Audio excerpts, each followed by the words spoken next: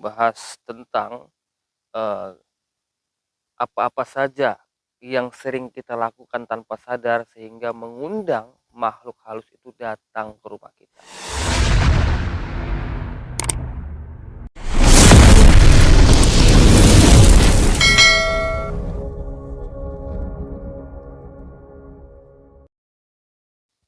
Assalamualaikum warahmatullahi wabarakatuh, kembali lagi di Bapami Channel.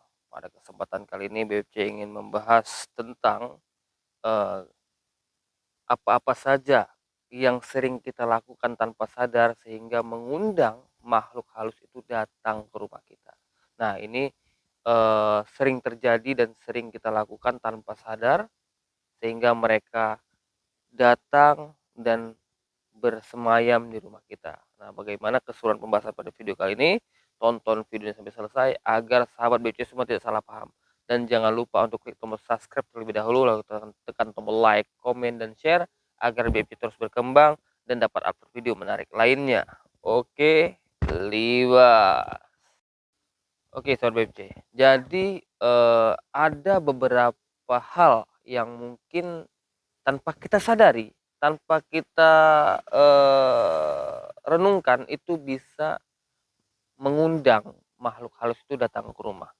Yang terutama yang pertama itu kurang menjaga kebersihan rumah.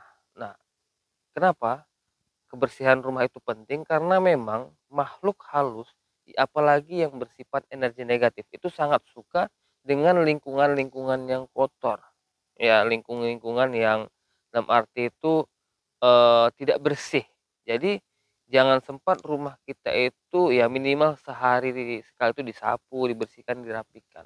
Nah, jangan sempat, dalam arti itu, berbulan-bulan itu dibiarkan aja. Makanya, eee, budaya masyarakat ketika, bepergian jauh gitu kan, pasti ada menitipkan sama tetangga untuk minta tolong dibersihkan, ditengokkan. Nah, itu budaya.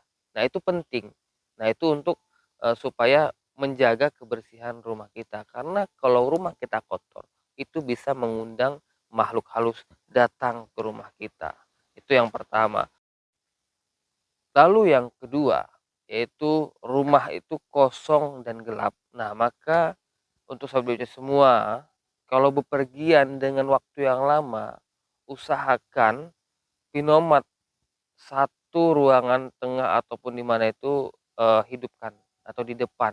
Dan kamar pastikan hidup, kamar mandi juga. Karena, rumah yang gelap, tidak bercahaya berminggu-minggu itu mengundang mereka untuk datang ke rumah Anda.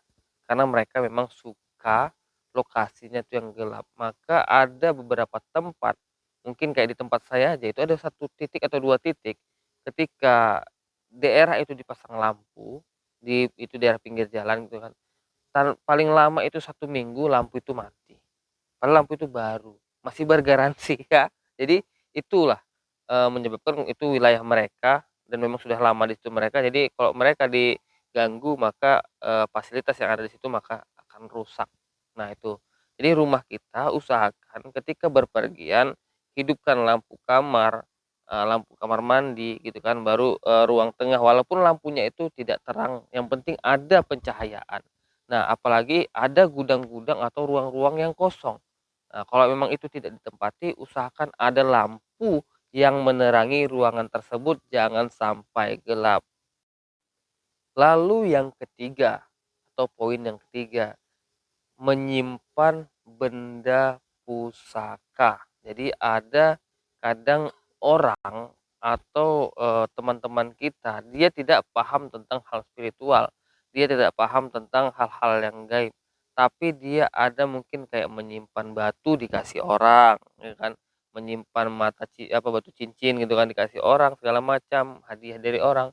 Rupanya di dalam batu itu sudah ada yang namanya sosok gaibnya atau sudah ada energinya, ditaruh di rumah atau sering dibawa biasanya di rumah disimpan, bahkan kadang tidak dirawat, dibiarkan aja, itu juga bisa mengundang, makhluk halus yang lain untuk datang ke rumah Anda. Jadi pastikan kalau kita memang, tidak, memahami atau tidak kurang suka dengan hal-hal seperti ini, ya hindari untuk menyimpan, ataupun memang suka tapi tidak paham, hanya sebatas suka mendengar ataupun membaca artikel segala macam silahkan, tapi jangan, sempat menyimpan benda-benda bertuah yang memang tidak tahu asal-usulnya di dalam rumah.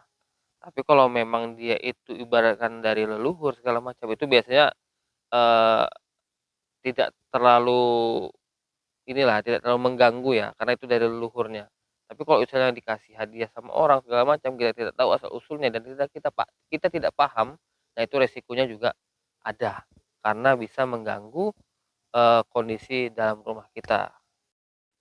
Lalu yang keempat, jangan bersiul di malam hari. Nah, bersiul di malam hari itu mengundang mereka untuk datang, bahkan mereka tidak suka, ya. Nah, karena saya pernah, melihat dan ini nyata, itu saat ada kesenian kuda kepang, jaran kepang, dan itu ada orang yang jahil kali, penonton yang jahil, dan itu dia bersiul. Dan orang-orang yang kerasukan, penari-penari yang kerasukan itu mengejar atau mencari sumber suara itu, dan mereka dengan ekspresi marah. Nah itu, kenyataan yang saya lihat dengan mata kepala saya sendiri, itu reaksi dari penari-penari yang kerasukan itu marah, dan disitulah memang, mereka tidak suka dengan suara siulan di malam hari. Nah, jadi untuk kita yang memang juga kadang tidak sadar, itu sering tidak sadar, mungkin di kamar mandi atau di teras rumah tanpa sadar mungkin menikmati kopi dan rokok sambil bersiul gitu kan, tanpa sadar, dan itu mengundang mereka. Jadi itu harus kita pahami dan harus kita koreksi juga kalau tidak mau, hal itu mengundang mereka datang ke rumah kita.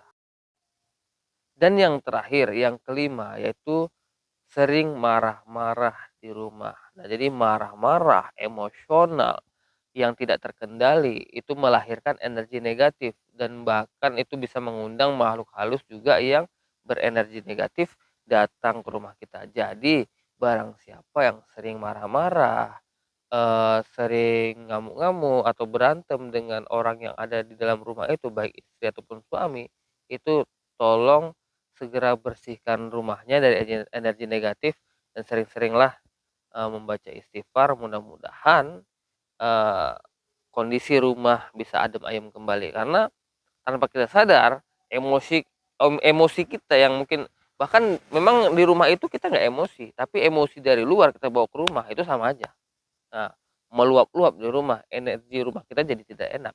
Makanya itu harus diperhatikan, jangan sempat emosi yang dari luar rumah atau dari kerjaan dibawa ke rumah. Nah, ataupun yang dari rumah dibawa ke kerjaan, itu sama aja. Jadi mengganggu kita di pekerjaan. Energi negatifnya berputar-putar di tubuh kita aja dan di rumah kita, di tempat kerja kita. Dan itu dampaknya sangat luar biasa. Jadi saran saya ketika emang itu terjadi di rumah Anda, maka segera netralkan dan bersihkan. Nah, mungkin ini aja 5 yang sering kita lakukan tanpa sadar mengundang makhluk halus untuk datang ke rumah kita. Jadi cukup sekian dari saya, lebih dan kurang saya minta maaf. Akhirul kalam, assalamualaikum warahmatullahi wabarakatuh.